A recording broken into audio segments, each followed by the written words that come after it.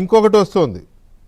ఇది సిఐ నాగరాజు చేసినప్పటికీ లేక సిఐ నాగరాజే తీసుకొచ్చి లాకప్ టార్చర్ చేస్తే చనిపోయాడా లేకపోతే చంపేసాడా వాచెవర్, అది ఏదన్నా కానివ్వండి, ఒకవేళ అదే కనుక నిజమైతే ఓకే, డెడ్ బాడీ కూడా లేకుండా మాయం చేసే ధైర్యం నాగరాజు చెయ్యడు ఒక్కడే. ఎందుకంటే పోలీస్ స్టేషన్లో మిగతా వాళ్ళకు కూడా తెలుస్తుంది కదా, తెలిసే ఉంటుంది కదా, టార్చరు తీసుకురావడము, అతను 3 రోజులు 4 రోజులు 5 రోజులు స్టేషన్లో ఉంచడం, ఇవన్నీ కానిస్టేబుల్స్ మిగతా సిఐ కింద ఎస్ఐ ఏఎస్ఐ వీళ్ళందరూ ఉంటారు కదా సార్, వీళ్ళందరికీ తెలిసే ఉంటుంది కదా. కాబట్టి ఇంకెవరి భరోసానో లేకపోతే ఇంకెవరి గైడెన్సో, అంటే వాళ్ళు కూడా కావాలని చేసి ఉండకపోవచ్చు, కానీ ఇది రప్చర్ అయితే ఇబ్బంది అని మాయం చెయ్యి అని ఒక సూచనలు ఇట్లాంటివి ఏమైనా జరిగి ఉండొచ్చు అనే అనుమానాలు కొందరికి ఉన్నాయి, జగన్మోహన్ రెడ్డికి ఉన్నాయి, ఇంకా చాలామంది కూడా ఉన్నాయి ఈ అనుమానాలు. సో టాప్ టు బాటం చర్యలు తీసుకోవాలి, ఒక సిఐతోనే ఎందుకు సరిపెడుతున్నారు అనేది కూడా ఒక ప్రశ్న తలెత్తుతుంది. అంటే ఒకటి సార్ వెంకటకృష్ణ, దీనిలో నేను పదే పదే చెప్పేది ఏంటంటే, మీరు అన్నట్టుగా ఒక పార్టీకి రిప్రజెంట్ చేస్తా ప్రభుత్వంతో మాట్లాడేటప్పుడు కూడా పదే పదే మనం ఒక కంక్లూజన్కి వచ్చేసిన తర్వాత నిర్ణయం అంటే మనం ఒక కంక్లూజన్కి రావడం కాకుండా నిర్ధారణ అయిన తర్వాత నిర్ణయం తీసుకునే దానిలో ప్రభుత్వం జాప్యం చేసిన మీరు లీగల్ గా కంక్లూజన్కి రావద్దండి, మీరు లీగల్ గానో జ్యుడిషియల్ గానో కంక్లూజన్ కి రావద్దు, పొలిటికల్ గా కంక్లూజన్ కి వచ్చేద్దాం, పొలిటికల్ గా వచ్చేసాం కంక్లూజన్ కి, నో డౌట్. ఆ తల్లి ఆవేదన అక్కడి నుంచి ఆవిడ బెజవాడ బార్ అసోసియేషన్ నే సంప్రదించడం జరిగింది. న్యాయవాదులు దాని మీద మాకున్న మానవ హక్కుల సంఘం వారు న్యాయస్థానాన్ని ఆశ్రయించడం జరిగింది. దరిమిలా జరిగేటువంటి క్రమంలో మా దగ్గర ప్రొడ్యూస్ చేయమని చెప్పడం జరిగింది.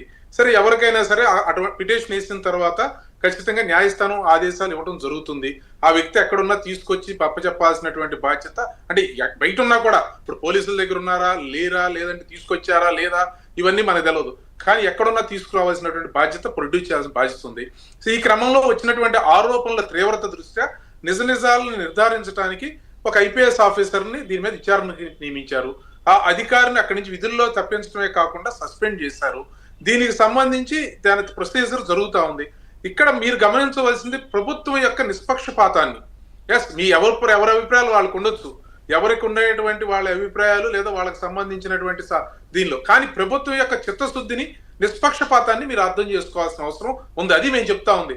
ఇక్కడ ఇప్పుడు ఈ కోణంలో ఎవరినైనా సరే నిర్ధారణ అవటానికి కానీ, నిర్ధారించే సమయంలో కానీ అడ్డుపడితే కానీ, లేదా ఇలా చేయమని చెబితే కానీ, దానికి అప్పుడు ఖచ్చితంగా దీని మీద ఫర్దర్ గా వారు ఇంకా జ్యుడిషియరీ ఎంక్వైరీ అడగొచ్చు, మీరు అన్నట్టు సిబిఐ ఎంక్వైరీ అడగొచ్చు. అది ఇప్పుడు జగన్ గారికి లేదు నైతికత, వా తల్లి అడగొచ్చు లేదా మీరు అడగొచ్చు, ఎవరు అడిగినా కూడా ఒకవేళ ఏదైనా దీనిలో ఇంకా నిష్పక్షపాతంగా జరగాల్సిన అవసరం ఉందని భావిస్తే అప్పుడు మేము దానికి ఏదైనా తర్జన పడే ప్రయత్నం చేస్తే అప్పుడు ప్రశ్నించవచ్చు. ఇక్కడ గమనించవలసింది ఏంటంటే, ప్రభుత్వంలో పనిచేసే అధికారుల యొక్క మనోధైర్యాన్ని కూడా కాపాడవలసినటువంటి అవసరం ఉంది. తప్పులు చేసిన వాళ్ళని కాపాడం, కానీ వాళ్ళు పనిచేసిన దాన్ని ఆరోపణలు గానో అసత్యాలను ప్రచారం చేస్తా ఉంటే కొన్ని సందర్భాల్లో అది ఆరోపణలే ఉన్న పరిగణలో తీసుకుని గబుకున్న కంక్లూజన్కి వచ్చేస్తే అది మిగతా చాలా చాట్ల మనోధైర్యం దెబ్బతినేటువంటి పరిస్థితి ఉంటుంది. కొద్దిగా ఓపిక పడితే, కొద్దిగా అంటే నేను అనేది నిజాలు నిర్ధారణ అయిన తర్వాత ఖచ్చితంగా ఇందాక మా మిత్రులు శాంతి ప్రసాద్ గారు చెప్పినట్టుగా దీనిలో ఇదే కాదు సార్, గతంలో ఎన్నో తీర్పులు ఉన్నాయి. నేను మదురై కోర్టు ఇచ్చిన తీర్పు ఉంది, కళ్ళ ముందు అన్ని కనపడతా ఉన్నాయి. ఎవరూ కూడా తప్పించుకునేటువంటి పరిస్థితి లేదు. మీకు ఇప్పుడు టీవీలో స్క్రోలింగ్ వస్తా ఉంది, టార్చర్ కేసులో ఒక సీనియర్ ఐపీఎస్ అధికారికి ఏం జరుగుతూ ఉందో, జత్వానీ కేసులో ఏం జరిగిందో ఇవన్నీ చూసాం. కాబట్టి ఎవరు కూడా ఒకవేళ అన్యాయంగా గనక చట్టాన్ని అతిక్రమించి గనక పనిచేస్తే తప్పించుకునే అవకాశం ఎవరికి ఉండదు, కాపాడేటువంటి పరిస్థితి కాపాడే అవకాశం ఉండదు. అలా ప్రత్యేకించి సుబ్రహ్మణ్యం కేసులో లాగా చేసేటువంటి ప్రభుత్వం ఇది కాదు, ఇది నిబద్ధతగానే ఉంటుంది. అది అర్థం చేసుకోమని కోరుతున్నాను మీ ద్వారా. బాలకోట గారు ఏంటి 1 minute కంక్లూడ్ చేయండి. బాలకోట గారు ఒక మాట చెప్తున్నా సార్, నాటి ప్రభుత్వంలో జరిగినవి తప్పులు, నేటి ప్రభుత్వంలో జరిగినవన్నీ ఒప్పులు.